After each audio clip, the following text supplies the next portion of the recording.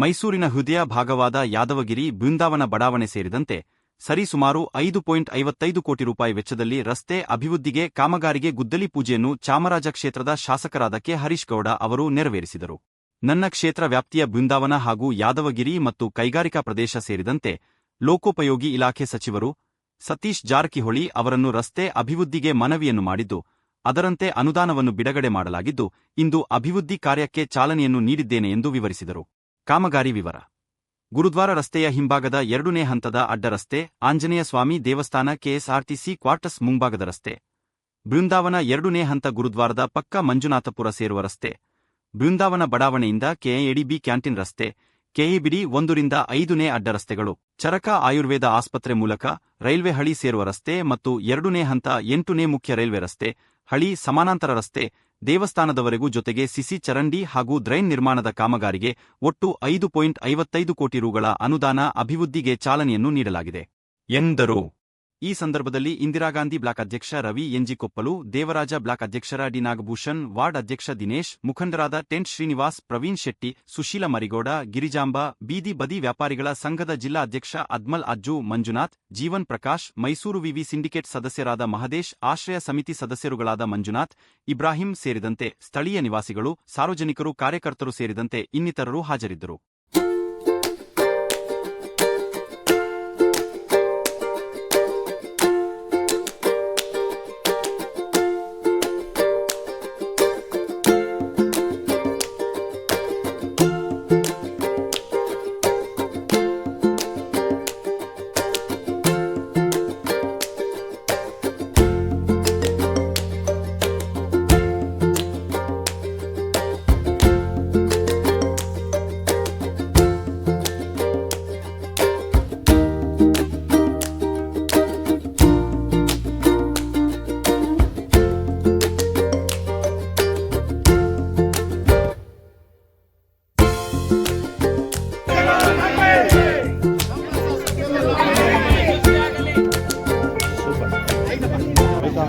ಎಲ್ರಿಗೂ ನಮಸ್ಕಾರ.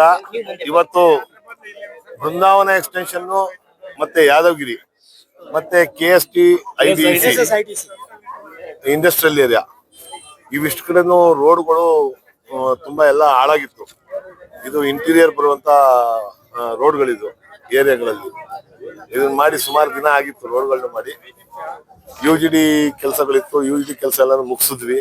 ಮತ್ತೆ ರೈನ್ ವಾಟರ್ ಡ್ರೈನ್ ಕೆಲಸ ಇತ್ತು. ಆ ಡ್ರೈನ್ಗಳನ್ನು ಎಲ್ಲ ಮುಗಿಸಿದ್ವಿ. ಮತ್ತೆ UG ಕೇಬಲ್ ಕೆಲಸ ಎಲ್ಲ ಮುಗಿದೈತೆ ಇಲ್ಲಿ ಈ ಭಾಗದಲ್ಲಿ. ಹಾಗಾಗಿ ಸನ್ಮಾನ್ಯ ಮಂತ್ರಿಗಳಾದಂತಹ ಸತೀಶ್ ಜಾರಕಿಹೊಳಿ ಸಾಹೇಬ್ರ ಹತ್ರ ನಾವು ರಿಕ್ವೆಸ್ಟ್ ಮಾಡ್ಕೊಂಡು PWD ಹಣವನ್ನ 15 ಕೋಟಿ ರೂಪಾಯಿ ಅಷ್ಟು ಹಣವನ್ನ ನಮ್ಗೆ ಅವ್ರು ಕೊಟ್ರು. ಆ 15 ಕೋಟಿ ರೂಪಾಯಿಲಿ 5.25 ಕೋಟಿ ರೂಪಾಯಿ ಬೃಂದಾವನ ಎಕ್ಸ್ಟೆನ್ಷನ್ ಮತ್ತೆ ಯಾದವಗಿರಿ ಪ್ರತಿ ರೋಡ್ಗೂ ರಸ್ತೆ ಕಾಮಗಾರಿ ಮಾಡ್ಬೇಕು ಅಂತ ಅಂದ್ಬಿಟ್ಟು 5.25 ಕೋಟಿ ರೂಪಾಯಿ ಹಣವನ್ನ ಅದಕ್ಕೆ ಹಾಕಿ ನಾವು ಅರ್ಜುನ್ ಅಂತ ಅಂದ್ಬಿಟ್ಟು ಕಾಂಟ್ರಾಕ್ಟರ್ ಅವ್ರಿಗೆ ನಾವು ಟೆಂಡರ್ ಆಗಿದೆ. ಅವ್ರಿಗೆ ನಾವು ರಿಕ್ವೆಸ್ಟ್ ಮಾಡಿದ್ವಿ, ಕ್ಲೀನ್ ಆಗಿ ಮಾಡ್ಕೊಡ್ಬೇಕು ನೀವು ಅಂತ ಅಂದ್ಬಿಟ್ಟು. ಈ ಭಾಗದ ಜನಗಳು ಎಲ್ಲರೂ ಸುಮಾರು ದಿವಸದಿಂದ ಬೇಡಿಕೆ ಇಟ್ಟಿದ್ರು. ನಮ್ಮ ರಸ್ತೆಗಳು ಸರಿ ಇಲ್ಲ, ಆ ರೈಲ್ವೆ ಟ್ರ್ಯಾಕ್ ಪಕ್ಕದ ರೋಡ್ ಅಂತೂ ಓಡಾಡಕ್ಕೆ ಆಗ್ತಿಲ್ಲ ಅಂತ. ನಾನು ಬಂದಾಗ್ಲೂ ನನಗೂ ಹಿಂಸೆ ಆಯ್ತಿತ್ತು ಓಡಾಡಕ್ಕೆ. ಅಲ್ಲಿ ಎಲ್ಲ ಗುಂಡಿಗಳು ಬಿದ್ದಿತ್ತು. ಮತ್ತೆ ಅಡ್ಡ ರಸ್ತೆಗಳೆಲ್ಲವನ್ನು ಹಾಳಾಗಿತ್ತು. ಅದೆಲ್ಲವನ್ನು ಮಾಡಿಸ್ಬೇಕು ಅಂತ ಅಂದ್ಬಿಟ್ಟು 5.25 ಕೋಟಿ ರೂಪಾಯಿ ಹಣವನ್ನ ಈಗ ನಾವು ಬಿಡುಗಡೆ ಮಾಡಿದ್ವಿ. ಅದರಲ್ಲಿ ಈಗ ಕೆಲಸ ಶುರು ಆಗ್ತೈತೆ. ಇವತ್ತು ಹೆಚ್ಚಿನ ಸಂಖ್ಯೆಯಲ್ಲಿ ಈ ಭಾಗದ ಜನರು, ಈ ಭಾಗದ ನಿವಾಸಿಗಳು ಹೆಚ್ಚಿನ ಸಂಖ್ಯೆಯಲ್ಲಿ ಬಂದು ನಮ್ಗೆ ಸಹಕಾರವನ್ನ ಕೊಟ್ಟು ಈ ಅಭಿವೃದ್ಧಿ ಕಾರ್ಯಕ್ರಮ ಏನ್ ಮಾಡ್ತಾ ಇದೀವಿ, ರಸ್ತೆ ಅಭಿವೃದ್ಧಿಯನ್ನ ಅದಕ್ಕೆ ಸಂಪೂರ್ಣವಾದಂತ ಸಹಕಾರವನ್ನ ಕೊಟ್ಟು ನಮ್ಗೆ ಹರಿಸಿದರೆ ನಿಜವಾಗ್ಲೂ ಖುಷಿ ಆಗ್ತೈತೆ. ಸುಮಾರು ದಿವಸದಿಂದ ಆಗದಿರುವಂತ ಕೆಲಸವನ್ನ ಇವತ್ತು ನಾವು ಮಾಡ್ತಾ ಇರೋದು.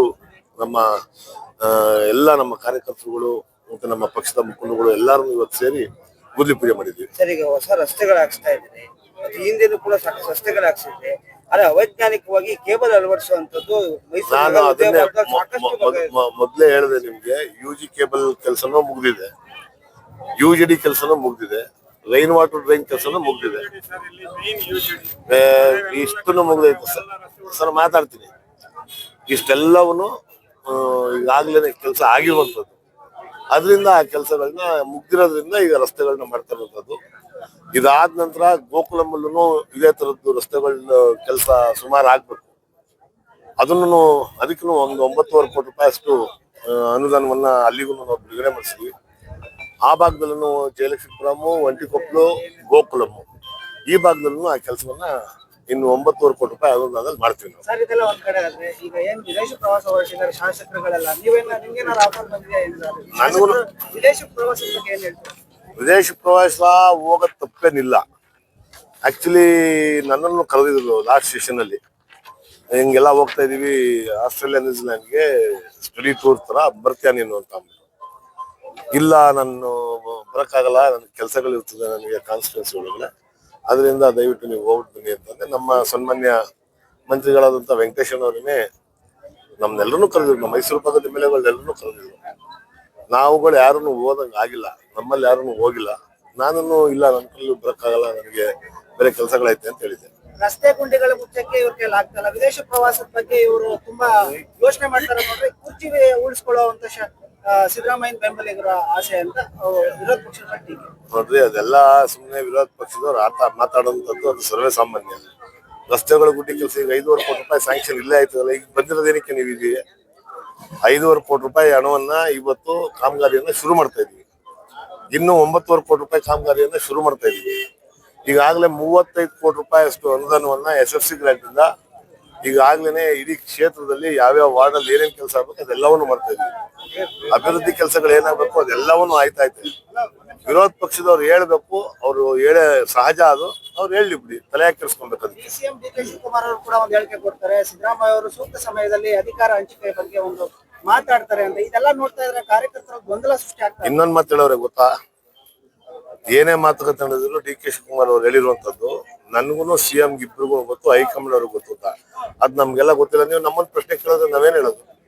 ಕಾರ್ಯಕರ್ತರಲ್ಲಿ ಗೊಂದಲ ಆಗಲ್ವಾ? ಏನು ಗೊಂದಲ ಆಗಲ್ಲ. ನಮ್ಮ ಕಾರ್ಯಕರ್ತರು ಎಲ್ಲಾರು ಕರೆಕ್ಟ್ ಆಗವ್ರೆ, ಎಲ್ಲಾರು ಸ್ಟೇಬಲ್ ಆಗವ್ರೆ, ಯಾವುದೇ ಗೊಂದಲದಲ್ಲಿಲ್ಲ. ಎಲ್ಲಾ ಕ್ಷೇತ್ರಗಳಲ್ಲೂ ಏನ್ ಕೆಲಸ ಆಗ್ಬೇಕು ಆ ಕೆಲಸಗಳೆಲ್ಲವನ್ನೂ ಆಯ್ತೈತೆ.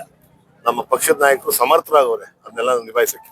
ಮನೆಯಲ್ಲ ಮುಖ್ಯಮಂತ್ರಿ ಸ್ಥಾನ ಇಟ್ಕೊಂಡು MLC ಸ್ಥಾನ ಯಾಕೆ ಬೇಕು ಅಂತ ಸಾರಾ ಮಹೇಶ್ವರ ಆರೋಪ ಮಾಡೋದು. ಸಾರಾ ಮಹೇಶ್ ಅವರು ವಿರೋಧ ಪಕ್ಷದವರಲ್ವ, ಅವ್ರು ಹೇಳಲೇಬೇಕಲ್ವಾ. ಮಾಜಿ MLA ಆಗಿದ್ದವರು ಅವರು, ಯಾರು ಯತೀಂದ್ರ ಸಿದ್ದರಾಮಯ್ಯನವರು. ಅವರು ಆ ಕಾನ್ಸ್ಟಿಟ್ಯೂನ್ಸಿಯನ್ನ ಅವ್ರ ಅಪ್ಪನಿಗೆ ಅಥವಾ ಕಾಂಗ್ರೆಸ್ ಪಕ್ಷದ ಒಬ್ಬ ಮುಖಂಡರಿಗೆ, ಒಬ್ಬ ದೊಡ್ಡ ನಾಯಕರಿಗೆ ತ್ಯಾಗ ಮಾಡಿದ್ರು.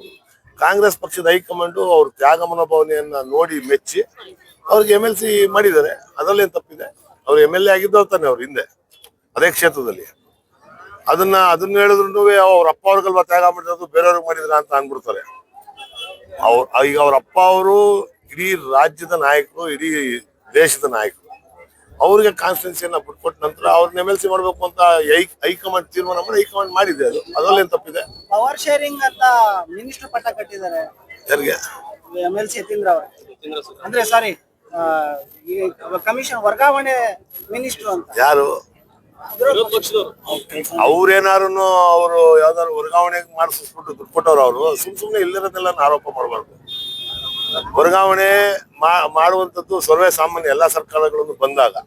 ಈಗ ನನ್ನ ಕಾನ್ಸ್ಟಿಟ್ಯೂನ್ಸಿ ಒಳಗಡೆ ಪ್ರತಿ ಪೊಲೀಸ್ ಸ್ಟೇಷನ್ 2 ವರ್ಷಕ್ಕೆ ಒಂದ್ಸಲ ಸಬ್ ಇನ್ಸ್ಪೆಕ್ಟರ್, ಸರ್ಕಲ್ ಇನ್ಸ್ಪೆಕ್ಟರ್ಗಳನ್ನ ವರ್ಗಾವಣೆ ಮಾಡುವಂತದ್ದು ಸಹಜ ಪ್ರಕ್ರಿಯೆ. ಅದು ನಡೀತದೆ. ಅದಕ್ಕೆಲ್ಲ ದುಡ್ಡಿಸ್ಕೊಂಡ್ಬಿಟ್ವಿ ನಾವು ಅಂತ ಅರ್ಥ. ಅವರು ವಿರೋಧ ಪಕ್ಷದವ್ರು ಮಾತಾಡ್ಬೇಕು, ಮಾತಾಡ್ತಾರೆ ಬಿಡಿ, ಅದಕ್ಕೆ ಯಾಕೆ ತಲೆ ಕೆಡಿಸ್ಕೊಂಡ್ರು?